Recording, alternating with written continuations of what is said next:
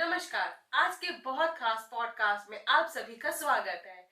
आज हमारे साथ है मशहूर एस्ट्रोलॉजर रणबीर बैदवान जी। रणबीर बैदवान जी, आज के पॉडकास्ट में आपका स्वागत है। Thank you.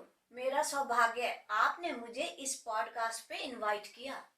अक्सर लोगों के मन में एस्ट्रोलॉजी, पामिस्ट्री और न्यूमरोलॉजी को लेकर सवाल होते हैं, तो चलिए शुरू करते हैं। रणबीर जी, सबसे पहले आप ये बताइए कि एस्ट्रोलॉजी का क्या मतलब है और ये रियल लाइफ से कैसे कनेक्टेड है। जी, एस्ट्रोलॉजी मीन्स ज्योतिषा।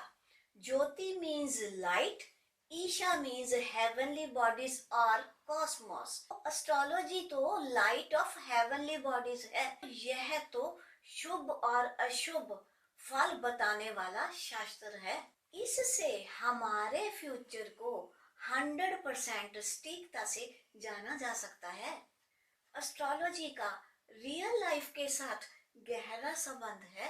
जैसे हम उत्तर प्रदेश के सीएम योगी आदित्यनाथ जी की जन्म पत्री की बात करें तो उनका लग्न लियो है, फायरी साइन है और उसके ओनर सूर्यदेव हैं जो 10th हाउस में 11th लॉर्ड बुध के साथ स्थित हैं। वह बना बुध आदित्य योग और साथ में एक और योग भी बन रहा है, वह है परिवर्तन योग। वह कैसे बना? 10th हाउस के ओनर शुक्र जो हैं वह 11th हाउस में जाकर के बैठ गए और 11th हाउस के ओनर बुध 10th हाउस में बैठ गए, तो ये एक्सचेंज हो गया, परिवर्तन योग हो गया। इसके अलावा एक और राजयोग भी है इनकी कुंडली में। कैसे? 7th लॉर्ड शनि जो योगाकार का प्लेनेट है और सूर्यदेव लगन लाड दोनों इकट्ठे एक इंपॉर्टेंट हाउस में 10th हाउस में बैठे हैं, जिस कारण राजयोग बनता है। तो इसी कारण यह एक योगी से कितने हाई स्टेटस पर पहुंचे। तो यह है एस्ट्रोलॉजी का डीप कनेक्शन रियल लाइफ के साथ।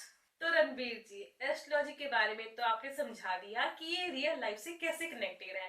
तो हम ये जानना चाहते हैं कि एस्ट्रोलॉजी, पामिस्ट्री और न्यूमरोलॉजी, इन तीनों में क्या फर्क है। जी बिल्कुल, तीनों हमारे अकल्ट फील्ड में अपनी अलग अलग इम्पोर्टेंस रखते हैं। यह तीनों हमारी डिवाइन स्टडीज के बड़े बड़े स्तंभ हैं। एस्ट्रोलॉजी की बात करें तो एस्ट्रोलॉजी में 9 ग्रह, 12 राशियां, 12 घर और 27 नक्षत्रों के आधार पे सारी की सारी कैलकुलेशंस की जाती हैं। कोई व्यक्ति जब पैदा हुआ उसकी पूरी जन्म की डिटेल लेते हुए उस समय इन ग्रह और नक्षत्रों की क्या पोजीशन थी, उसके हिसाब से उस व्यक्ति की पूरी लाइफ की प्रेडिक्शन की जा सकती है। पामिस्ट्री में हाथों की लकीरों से पूरा का पूरा फ्यूचर जाना जा सकता है। एक्सपर्ट हैंड रीडर जिसके पास कोई जन्म की डिटेल ना हो, उसका फ्यूचर भी हाथों की लकीरों से बहुत अच्छे से बता सकता है।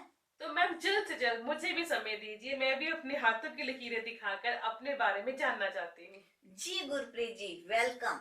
पर एक बात बताइए, क्या आपको आपका जन्म का समय मालूम नहीं? जी मैम, मालूम है मुझे। तो आपको क्यूरियोसिटी है हाथों की लकीरों की। कोई बात नहीं, हम जन्म का समय होते हुए भी हाथों की लकीरों से भी बहुत कुछ पढ़ सकते हैं। नंबरोलॉजी एक पुरातन विद्या है जिसमें हम नंबरों के माध्यम से व्यक्ति का फ्यूचर जान सकते हैं। इनकी ऊर्जा से हमारी लाइफ पे क्या प्रभाव पड़ता है, एक एक्सपर्ट नंबरोलॉजिस्ट ही इसके डीप मीनिंग बता सकता है। मैम, एक हमारा बहुत बड़ा क्वेश्चन है कि हमारी लाइफ का कितना पार्ट डेस्टिनी है और हम उसमें कितना पार्ट कंट्रोल कर सकते हैं। मेरे अकॉर्डिंगली डेस्टिनी का रोल ज्यादा है, जो हम कंट्रोल कर सकते हैं वह पार्ट कम है। डेस्टिनी हमारे गुड डीड्स और बैड कर्मा का कॉम्बिनेशन है। कर्मा हमारे गुड डीड्स और बैड एक्शंस का कॉम्बिनेशन है। हमारे हाथ में क्या है? केवल फ्री विल, इच्छा शक्ति। यूनिवर्स ने हमें खाली इच्छा शक्ति ही दी है कि हम अपनी इच्छा से कौन सी स्थितियों में कैसे रह सकते हैं। हमारे कंट्रोल में तो केवल यही है। तो रणबीर मैम, अब हमने ये तो जान लिया कि डेस्टिनी क्या है और हमें ये पता चल चुका है कि फ्री विल ही हमारे हाथ में है। अब हम ये जानना चाहते हैं कि कुंडली क्या है और इसे हम कैसे समझ सकते हैं। जी, कुंडली, हॉरोस्कोप, जन्म पत्री, यह किसी व्यक्ति के जन्म के समय की प्लैनेटरी पोजीशन को बताती है, जिसे देखकर हम जान सकते हैं कि जातक का भाग्य क्या है, उसकी पर्सनैलिटी कैसी होगी, पावरफुल क्षेत्र कौन से होंगे और किस क्षेत्र में काम नहीं करना चाहिए। इससे सब कुछ देखा जा सकता है, जैसे हेल्थ, वेल्थ, करियर और मैरिज। लेकिन जन्म पत्री बनाने के लिए हमें date of birth, time of birth और प्लेस ऑफ बर्थ एक्यूरेसी से मालूम होना चाहिए।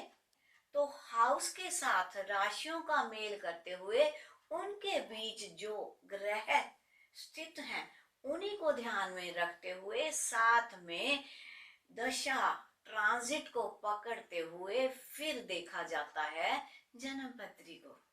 तो रणबीर मैम, ये बताइए कि आज की जो यंगर जनरेशन है उसमें ज़ोडिक साइन का बहुत क्रेज है। ज़ोडिक साइन से हम किस हद तक प्रेडिक्शन दे सकते हैं? जी गुरप्रीत मैम, आपने सही कहा।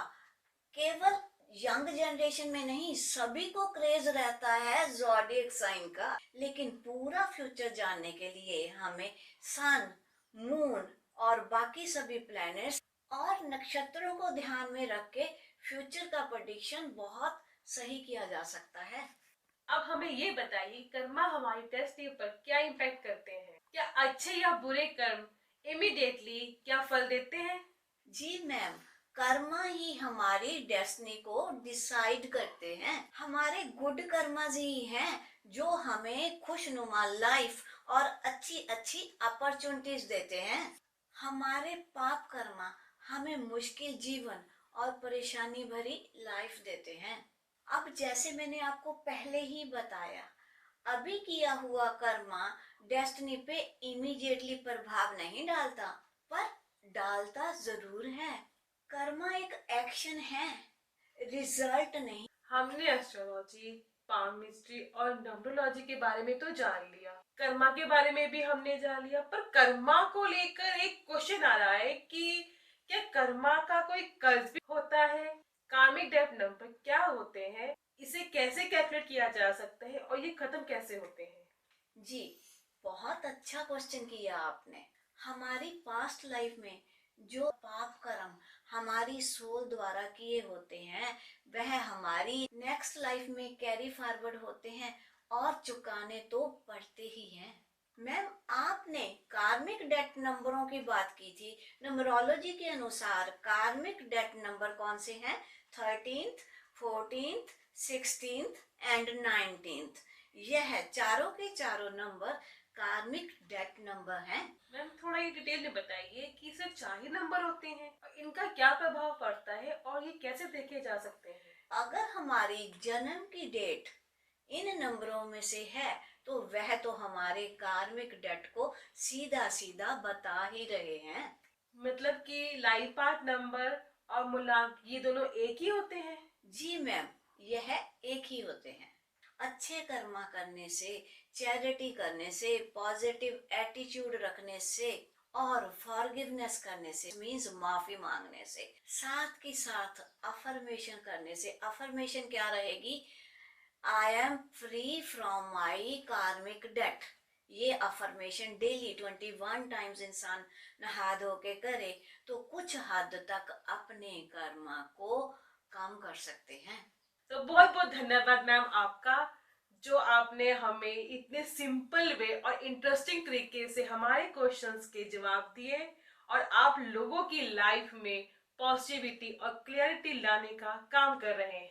थैंक यू गुरप्रीत जी, यह मेरा भी वंडरफुल एक्सपीरियंस रहा आपके साथ। ये था हमारा आज का पॉडकास्ट। अगर आपके मन में अभी भी क्वेश्चंस हैं तो कमेंट बॉक्स में जरूर लिखिए।